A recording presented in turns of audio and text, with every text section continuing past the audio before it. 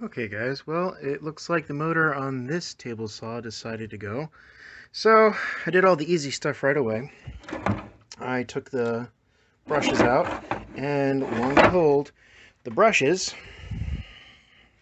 have lots of these little chips in them because the bearing seized. And the bearing that I'm talking about is, if we find it right over here, here we go.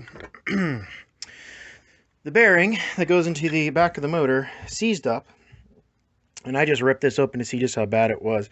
Yeah, all the insides are all shredded and they all locked up. And well, once that happened, in the back of the motor, you have this little rubber stop all the way in the back.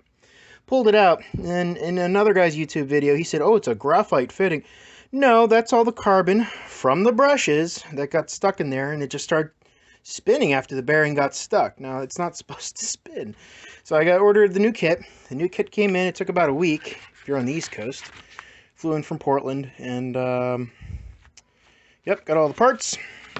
And swap all these out. Real easy. Brand new brushes. Do not put the old brushes in because you have micro fractures and you've put it back, old brushes into a rebuild. They can crack, you know, and then you break your motor that you're trying to fix. So I'll replace all these. You will need a pulley tool. I'm going to try this one just to see if it works. Amazon's got all the right ones. They got a bunch of different pulley pullers to take off of the wonderful motor. So to get that off, you need a pulley puller.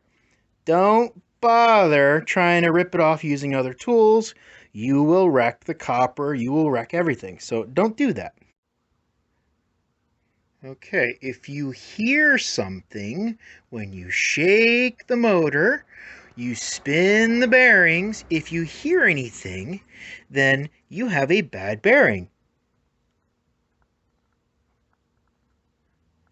This is what it sounds like when all the bearings have been replaced. Nothing on the inside.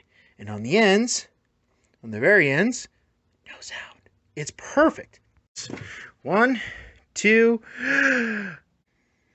sweet, done.